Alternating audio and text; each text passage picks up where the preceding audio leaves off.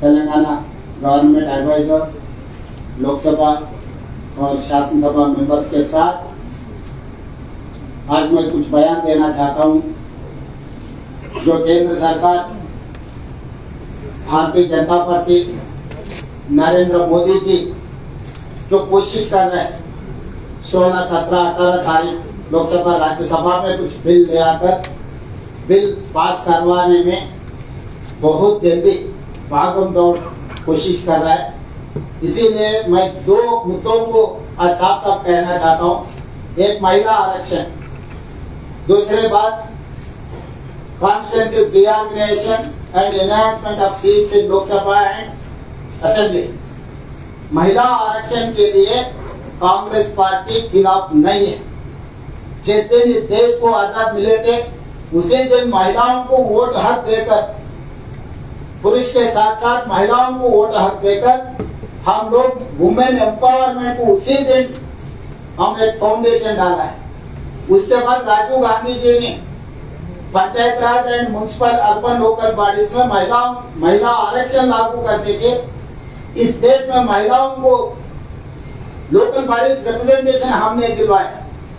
उसके बाद assembly and Lok Sabha महिला आरक्षण के लिए श्रीमती सोनिया गांधी जी यूपीए 2 में राज्यसभा में कानून पास करवा के लोकसभा में इंट्रोड्यूस किए तो भारतीय जनता पार्टी साथ नहीं दिए। राज्यसभा में मदद किए, लोकसभा में आने के बाद भारतीय जनता पार्टी उस आगे नहीं जाने दिए।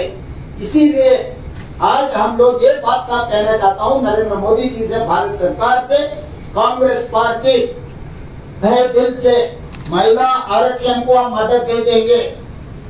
बाज़ाब्ता बिल लोकसभा राज्यसभा में रखो, एक ही दिन में हम पास करवा देंगे। महिला आरक्षण अमल करने के लिए कांग्रेस पार्टी को कोई इतराज नहीं है।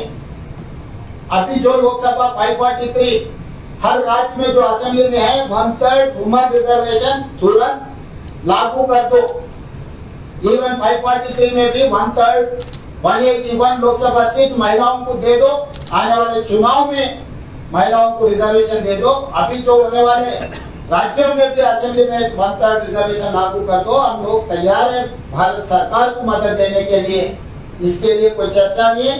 2 दिन पहले दिल्ली में कांग्रेस पार्टी का CWC central working committee meeting हुआ। उसमें सोनिया जी, खड़गे जी, राहुल जी, बाकी के सब CWC मेंबर्स ये आश्वासन देने के लिए कोशिश किए भारत सरकार को हम लोग बेशक मदद देने के लिए।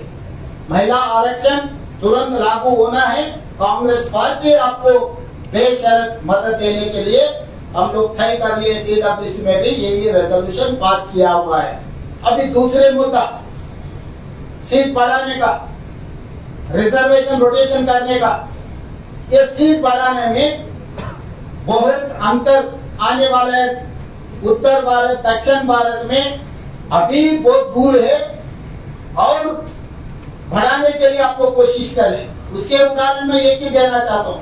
केरला में आज तारीख 20 लोकसभा है, उत्तर प्रदेश में 80 लोकसभा है। तो ये दोनों के बीच में 7 सीट फर्क है। आगे 50% प्रोरेटा के हिसाब से अगर बढ़ा दिए 30 सीट केरला में हो जाएंगे, 120 उत्तर प्रदेश में हो जाएंगे। तो 90 सीट दोनों के बीच में गैप हो जाएंगे। तो इसीलिए ये तरीका से जो 130 साउथ में है इसको 50% बढ़ा दिए तो भी 195 होने वाला है। मत जो नॉर्थ में 613 होने वाला है, इसके ख्याल नहीं कर रहा है। तो हमारे दोनों के बीच में नॉर्थ साउथ में, ये नॉट ओनली नॉर्थ साउथ, छोटे राज्यों का भी दिक्कत है। दिल्ली, पंजाब जैसे छोटे छोटे राज्य और छोटा हो जाएंगे, बड़ा वाला और बड़ा हो जाएंगे। तो इसमें पॉलिटिकल पावर जिसका नंबर है, जिसका लागे है उसका ही पॉइंट। तो वो हिसाब से जिसका नंबर है, आज भी हमेशा उत्तर प्रदेश में नरेंद्र मोदी जी किस लिए गुजरात छोड़कर उत्तर प्रदेश में चुनाव लड़ाए? लोग सोचते हैं 80 सीट वहां पर है, वहां से जो आएगा वो देश का प्रधानमंत्री बनने वाला है। हर बार कोई भी हो उत्तर प्रदेश से प्रधानमंत्री बन रहा है, किस लिए? 80 सीट वहां पर है। एक दो बार पीवी नरसिंह राव जी और एक दो जगह में ऐसा हो गया, मतलब बाकी के हर समय पर कोई भी हो, कौन सा पार्टी भी हो, उत्तर प्रदेश से प्रधानमंत्री बन रहे, क्यों कर्नाटक, क्यों तमिलनाडु, क्यों दूसरे राज्य उत्तर में है वो वहां पर भी क्यों नहीं दे रहा है? इसीलिए नहीं दे रहा है, वहां पर नंबर नहीं है। तो इसीलिए जो उत्तर प्रदेश को हम ताकत वाले बनाने के बाद आगे हम लोग को सबको नुकसान हो जाएंगे। इसीलिए आप चर्चा इसी के ऊपर होना है, सिर्फ बढ़ाना कैसे, रिजर्वेशन रोटेशन। आप इतना महिला आरक्षण के लिए, महिला नारी शक्ति के लिए बोल रहे हैं ना, जितना सिर्फ उत्तर में आपको बढ़ा रहे, उत्तर भारत के महिलाओं को फायदा मिलने वाला है। दक्षिण भारत में महिला जैसा आपको नहीं दिख रहा है क्या? दक्षिण भारत में दलित आदिवासी आपको याद नहीं आए हैं? जितना सीट बढ़ेंगे उतना SC ST रिजर्वेशन भी बढ़ने वाला है, महिलाओं का भी कोटा बढ़ने वाला है।